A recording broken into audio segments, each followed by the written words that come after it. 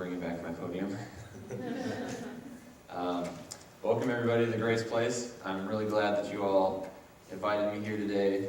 I hope you all had a great Christmas. And just for the record, this is all new clothes. These are the new shoes.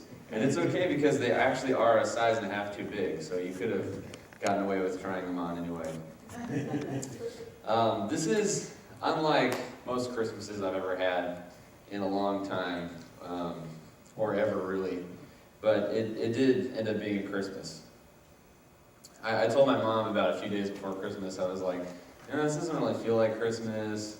I'm working, you're working, Amanda's working, and for some reason, they all design our work schedules completely separately to where we never even see each other. And so to make up for that, she made me and my sister stay up late one night making cookies and decorating those. And so we got a little bit of that coming in, and it still ended up feeling like Christmas, so I'm glad that we were able to have it. Today I'm going to be talking about kind of a tender subject, and it's not really something that as an amateur speaker you want to tackle right away, because it can become a little bit like make you nervous, like I am now. It's just one of those subjects where it impacts people greatly, and it impacts everybody. It impacts them at every angle of their life. And it's the idea that there is suffering in this world. I'll give you an example. Like I've been in a lot of philosophy classes. One of them was at a ACC, which is more of like a college that isn't really aimed at teaching like Christian perspective and things like that. They kind of just cover everything broadly. And when it came to this problem, there was a lot of debate in class. I even tried to present Christianity as well as I could, just to kind of see what his responses would be. And at one point, he actually told me, he said that, hey, if you want to believe in a God who's active in the world, who created you, who designed you, and who's all good at the same time, then you actually owe it to me to tell me why children get leukemia and they die of cancer. And so you can see why you don't exactly want to start jumping on these subjects when you're early on speaking on things. But I hope to leave you with 4 things about suffering by the end of this. One of them is an understanding, and that's different than getting an answer. I think that answers more appeal to your logic, more so than the comfort and understanding you can feel about something. And then I want to show you the value of developing a tender heart. 3, responding to God, and then which will eventually lead us into 4, which is to accept that I'm not okay and that's okay. So just bow your heads and pray with me for a moment. Lord, today I just pray that you anoint this message that you've given me to touch the hearts and lives of people who have either endured these pains, are going through these pains, or may endure them in the future. And I just pray, Lord, that there's something that we can give today that they are able to hold on to that will bring them through those moments. In your Son's holy and precious name we pray. Amen. So first I want to start talking about that we do in fact have a problem.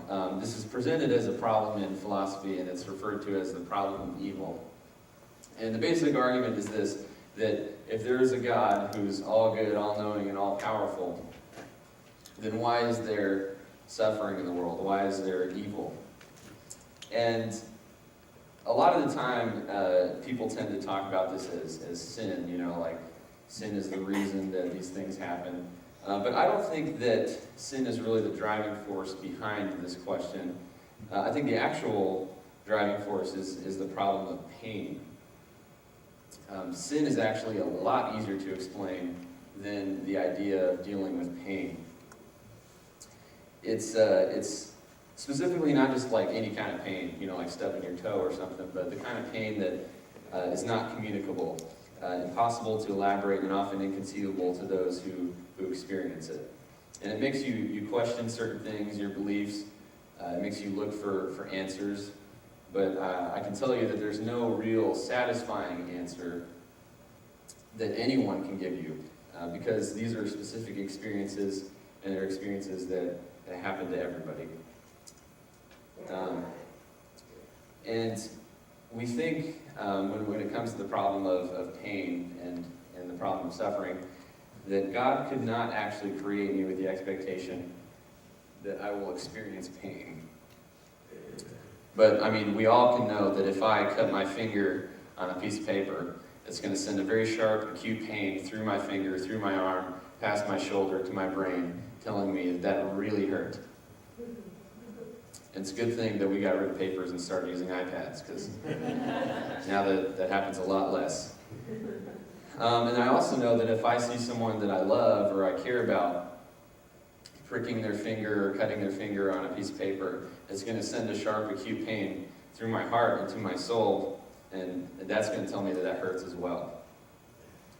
So why would God create me with nerve endings and spiritual nerve endings that are meant to perceive pain if I was not meant to experience it?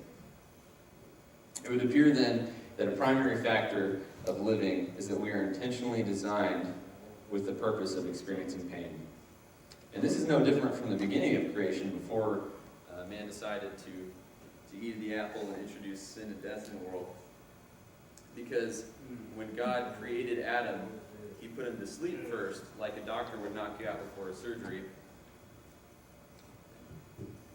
He put him to sleep first, like a doctor would knock you out before a surgery, when he removed the rib from Adam and created Eve. And then when he tells Eve that she will endure greater pains in childbirth, he says it will be multiplied but not introduced. Pain, ladies and gentlemen, was in our design from the beginning. So then kind of makes you question, what is the purpose of this pain?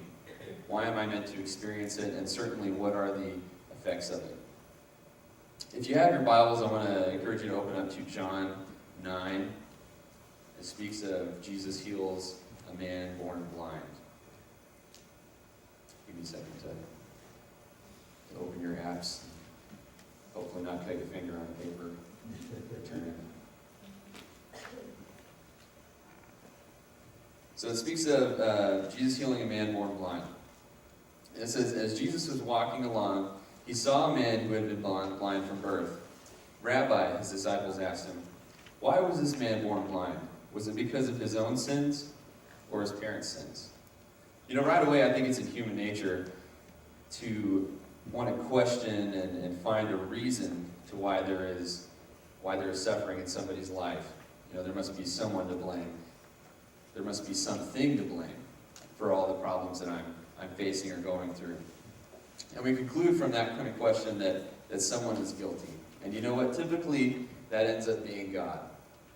Either that, or we take God off his throne and place him on a courtroom and ask him, why did you do this to me? Now, I'm not saying that it's wrong to feel this way, but I do want to take a look at what exactly we are asking and the assumptions that we're making when we ask the question, why is this happening to me? We're assuming from the outset of that question that life has kind of been figured out, as though God has upset the apparent natural order of our lives. We think kind of in terms of a formula, like if I put this in, I'm going to get this out. I'll give you an example. For instance, I work 30 plus hours a week, and I can expect, or I should hope, that by every other Thursday, a certain amount of money is going to enter my account. Hopefully a lot larger amount than I was expecting. But from all the millions, if you think about it, what actually guarantees you that amount of money? From all the millions of possibilities of the economy suddenly crashing and dying, my company suddenly firing me, to me suffering a fatal accident, all those things build up in comparison to the one possibility that a certain amount of said dollars will actually enter in my account. But you know, the average person pays no mind to these things because faith holds all of these worries in alignment so they do not keep us from accomplishing the day-to-day affairs. So it's really not even a question that concerns whether or not we can have faith, but where exactly we're putting our faith into. It's only when the extraordinary pain occurs that the origin of our faith is put into question against faith in a higher being running our life. We're forced at some point to come face to face with the reality that either I'm going to be in control or God is. And you know what? I believe that God is gracious enough that He's going to let you decide the answer to that question. But it's your job to answer it. So are we really meant to navigate the seas of this life? You know, it's funny, in Genesis, God gives Noah an exact layout of this massive ship he's supposed to build that's going to save creation and humanity from destruction. But you know, the two things that he leaves out that is literally the most important thing about building a ship. Anybody know what those are? It's a sail and a rudder. Because how many of you know that if I build a ship, if I don't have at least a sail and a rudder, I'm not going anywhere. Or in the least, I have no idea where I'm going. Faith is something that some writers speak of as kind of this ethereal assurance, or like heavenly assurance, of that which cannot be known with certainty. And faith is almost always out of our control. God told Noah to build a boat, but included no plans for a rudder and sail. So how was he supposed to know where he was going or to navigate away from things that could possibly cause him harm and pain? Sometimes we have this mixed up way of thinking that if we were in control of our situation, that we would feel better. But that's just not the case. Faith, by definition, leaves us without ultimate assurance of how things will play out. But faith is also the sole condition of our salvation. And it's spoken of as a gift. In Ephesians 2, it says, "For it is by grace you have been saved through faith. And this is not for yourselves, it is the gift of God." Taking this journey in faith means that we are trusting and following one who knows more than us. That is the gift that He has offered us and made possible through Christ. And the Bible is a book on life building. It tells us that the rudder and sail, like Noah's ship, remain in God's control, and that we enter the high seas with the knowledge that we trust in. Relinquish control of the ship, because trying to steer without a sail and rudder is not going to get you very far. Eventually you're going to hit something disastrous and lose your way entirely. But a master navigator will always know the way. So going back to John 9, if you're still there, who sinned? As Jesus was walking along, he saw a man who had been blind from birth. "Rabbi," his disciples asked him, "why was this man born blind? Was it because of his own sins or his parents' sins?" "It was not because of his sins or his parents' sins," Jesus answered. "This happened so that the power of God could be seen in him. We must quickly carry out the task assigned to us by the one who sent us. The night is coming and then no one can work, but while I am here in the world, I am the light of the world." Neither sinned, and then Jesus begins to turn the question back on them. You know, at least the blind man kind of knew his wounds.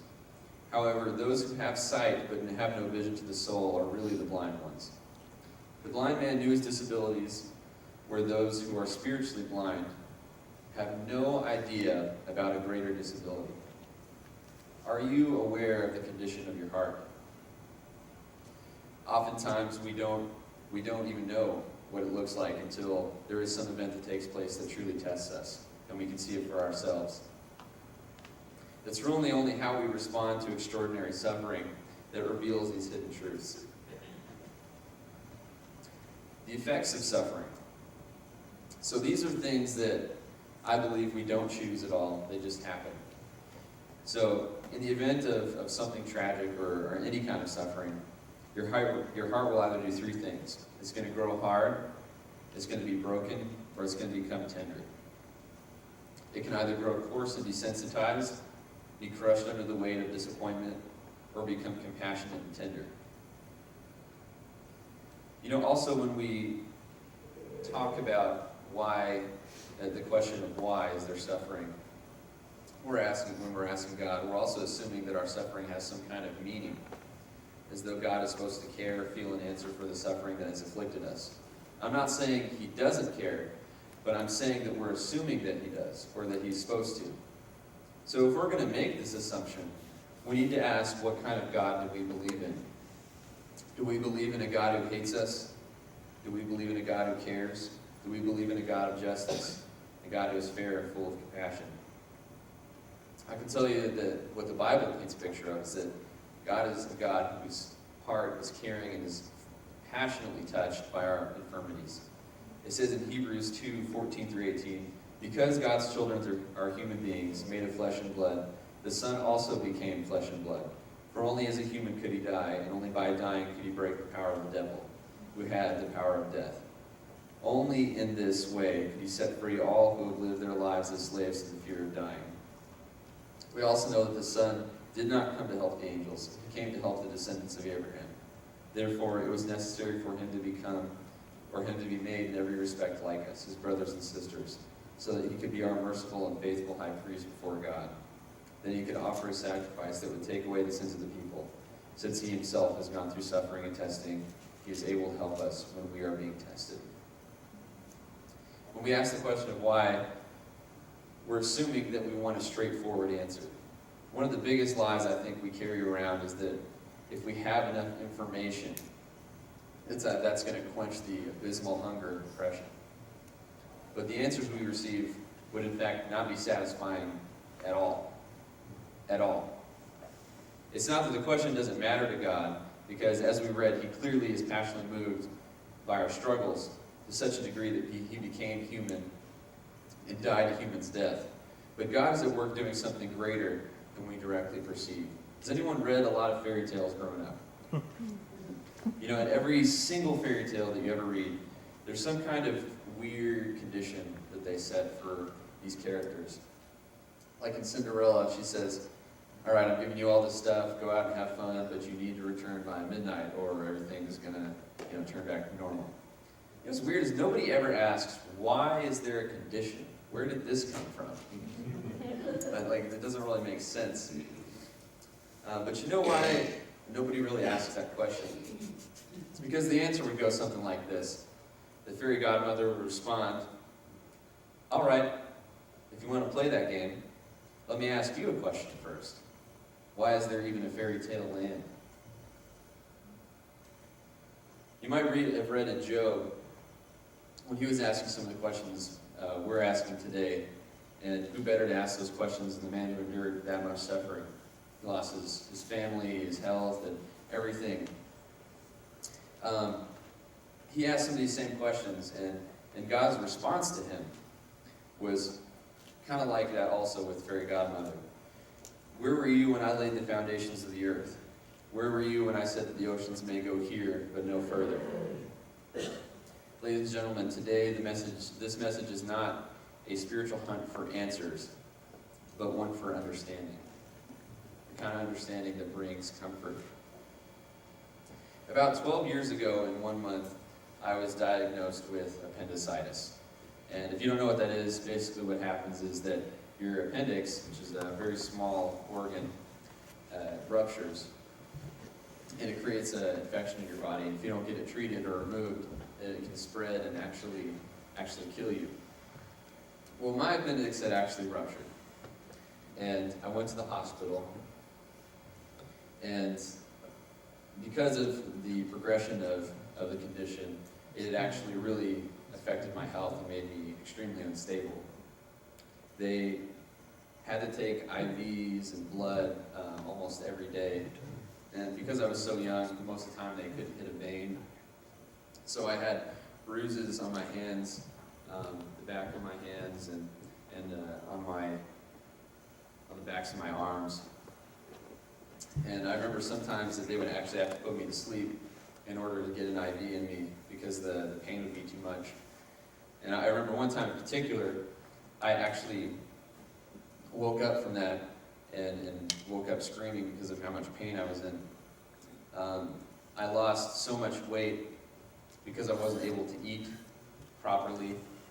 They thought that there was some complication during my surgery where I had opened up a piece of my intestines, and that if I ate something, it would actually cause more infection.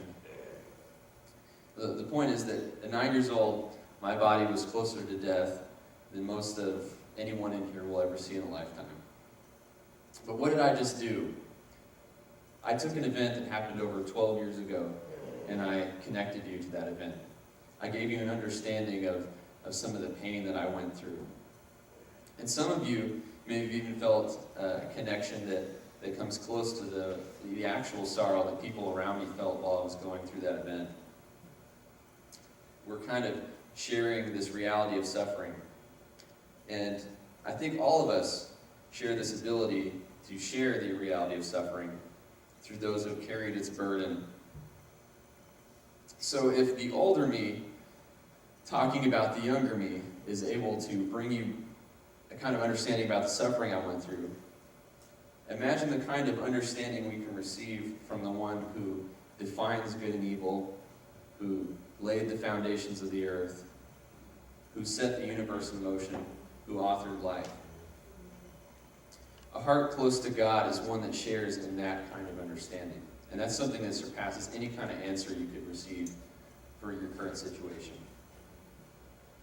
It's that kind of understanding that will carry us through the toughest times imaginable. It will strengthen us, and it will give us purpose.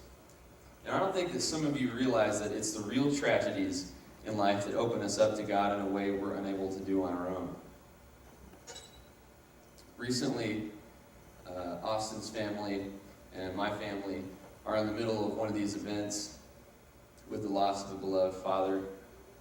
And the burden of the shared pain we feel is so great that there's no practical way I know of that can bring us out of this. That could be because of my youth, my inexperience. I haven't lived long enough to see how people come out of these events. But you know what, strangely enough, I've never felt more at peace in my heart than I do now. I feel grief, I feel heartache, I feel sorrow, like I've never felt before. But God is reaching out to me, and I'm open to what He is doing. He's changing me, He's molding me, He's shaping me, He's growing me, He's stretching me, and He's comforting me. And just like He said that a heart close to God is the heart that receives an understanding, the tender heart is the heart that receives the understanding of a tragedy. And just as my hands were bruised and my arms were bruised, there were perfect hands that were marked for my and your sake.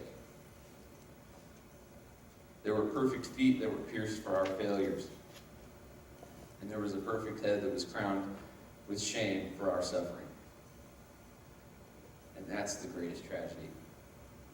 To take God, the only one of us who is fully blameless and perfect, and to give Him the death that He did not deserve.